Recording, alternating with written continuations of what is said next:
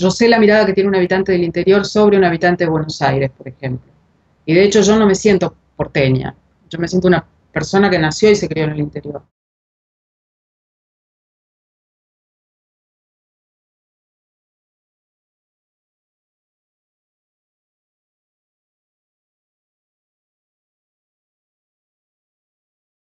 Lo que a mí más me gustó y me gusta, creo, de haber crecido en una ciudad pequeña, eh, en una ciudad pequeña, de las características de Junín, que está en la pampa húmeda argentina, eh, es haber adquirido a lo mejor una serie de, no sé, habilidades o contactos con cosas que considero como una especie de, bueno, no sé si de capital, porque suena feo decirlo así, pero no sé, el hecho de saber cazar o saber pescar o saber conseguir tu comida o digo, todas esas cosas que uno allá hacía como un juego y que por suerte nunca tuve que aplicar a otra cosa que no fuera eso, quiero decir, no soy una típica superviviente que tiene que salir a buscar su comida. Pero creo que todo ese contacto un poco salvaje con la vida, eh, con los juegos en la calle, con saber plantar, con saber hacer una huerta, con no tener miedo de los animales y con eh, tener una vida muy de puertas afuera, de casas grandes, de contacto con gente mayor, no solo con mis abuelos que estuvieron vivos mis cuatro abuelos que estuvieron vivos durante muchos años de mi vida, este, sino con la gente que trabajaba con mi padre, con empleados de su fábrica, con qué sé yo, creo que todo eso este, es y los juegos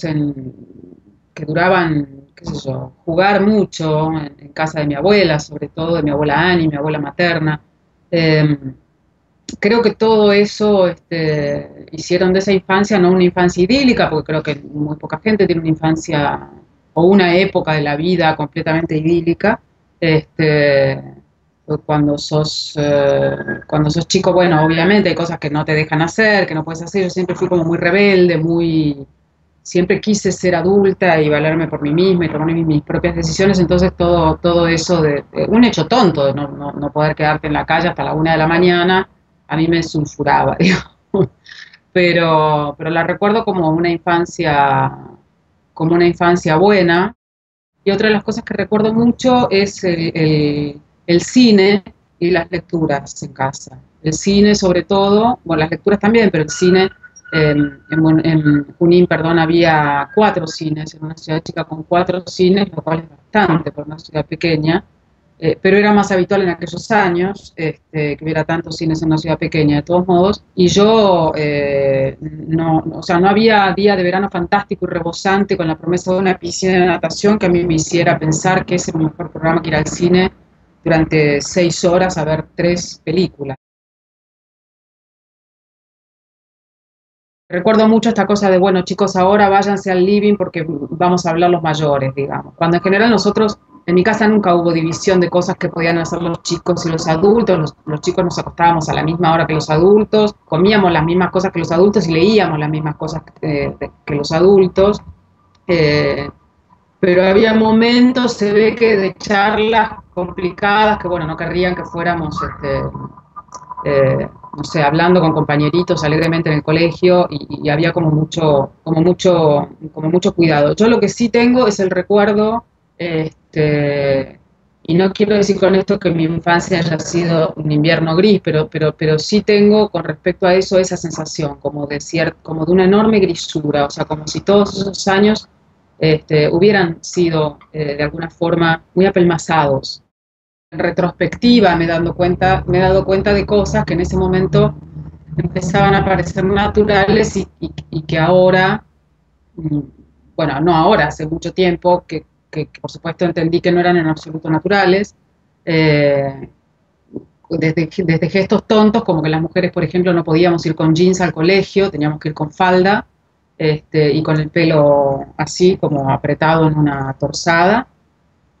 hasta, bueno, y los varones, por supuesto, con traje gris y con saco azul y pantalón gris y con el pelo cortado por sobre el cuello de la camisa, hasta cosas como, por ejemplo, en aquellos tiempos era muy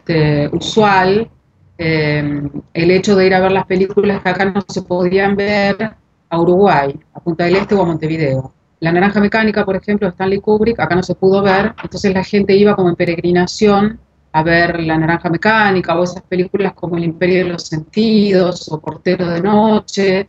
y se iba creando como toda una especie de mito en torno a esas películas.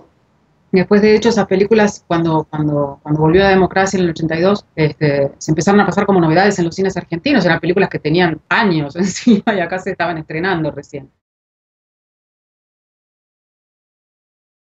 Yo tenía en mi cuarto en Junín un gran armario en la pared y en este armario, fíjate, que se había planificado en el centro del armario una tapa rebatible que salía hacia afuera y se hacía escritorio. Eh, para que evidentemente yo tuviera un lugar para escribir o estudiar, qué sé yo. Pero lo que yo más hacía ahí era escribir. Y escribía mucho ahí. En ese lugar tenía una lamparita, recuerdo que era como una especie de bochita blanca, transparente, que durante muchos años tenía pintada la cara de un gato, y después se fue despintando, muy pop, y ahí escribía mucho hasta altas horas, que para mí serían como las 10 de la noche, digamos, hasta que me llamaban a comer, y a veces costaba mucho sacarme de ese trance de escritura, me negaba, no quería, porque se ve que algo en mí sabía que era bastante irrecuperable eso una vez entonces una vez que me metí en eso me costaba mucho salir. Tengo el recuerdo, por ejemplo, de que si me decían, no sé, alguien, un adulto preguntaba, ¿qué estás haciendo? Y yo estaba escribiendo, se generaba en torno a mí una especie como de cúpula de respeto, digamos, y se me dejaba escribir tranquilamente. Qué raro, ¿no?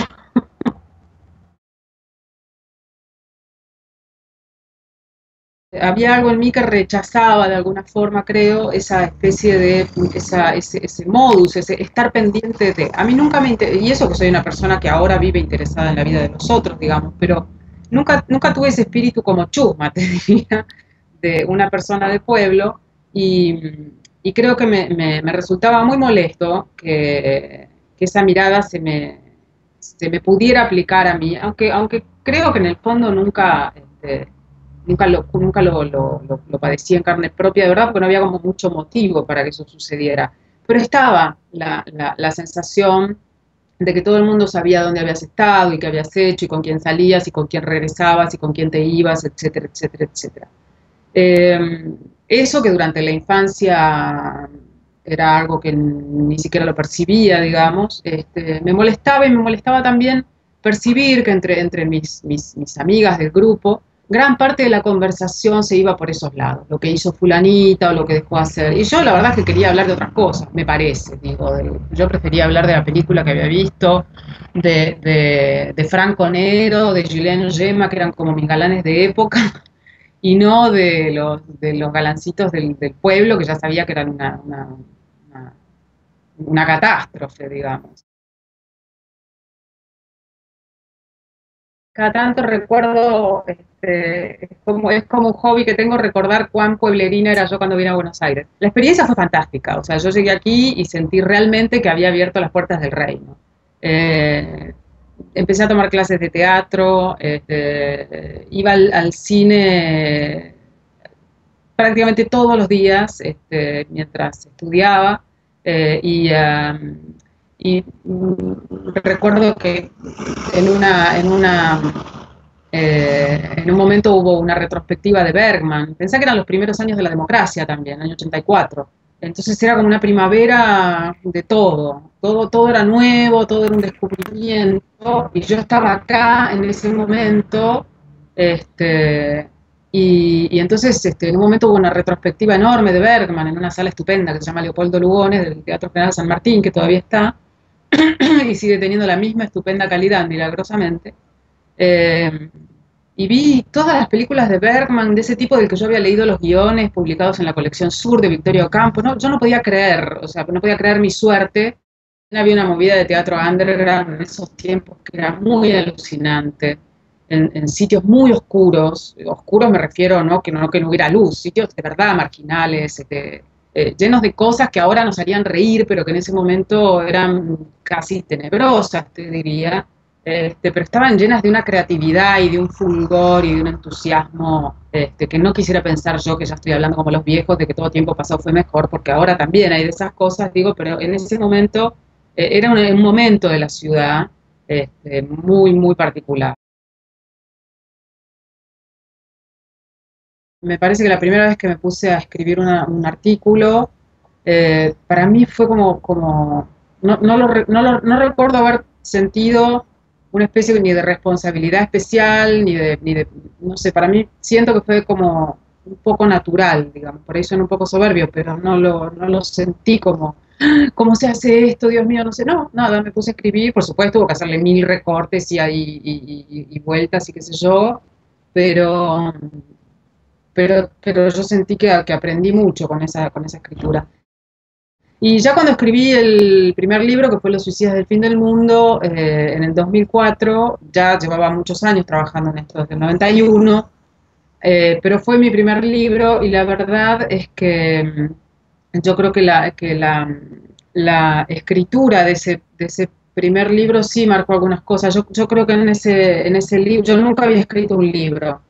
Entonces mi primera pregunta era, ¿habré escrito un libro o habré escrito una nota pero más larga, digamos? O sea, creo que hay una diferencia enorme, que no todos los temas tienen destino de libro y que además hay una diferencia gigante entre escribir una larga nota sobre y un libro sobre.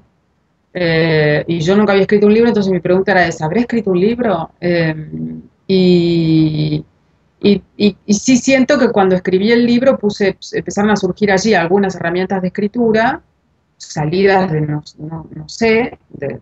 cine, de la lectura, que yo ya utilizaba, pero ahí fue como una especie de condensación de todo eso. Supongo que pasa siempre después que uno entrega un proyecto largo, pero ahí sí lo sentí con fuerza porque era como mi primer proyecto enorme, como una especie de vacío tremendo en el sentido de que yo sentí que ahí había hecho como todo lo que podía hacer y que ya me había gastado como toda la pólvora.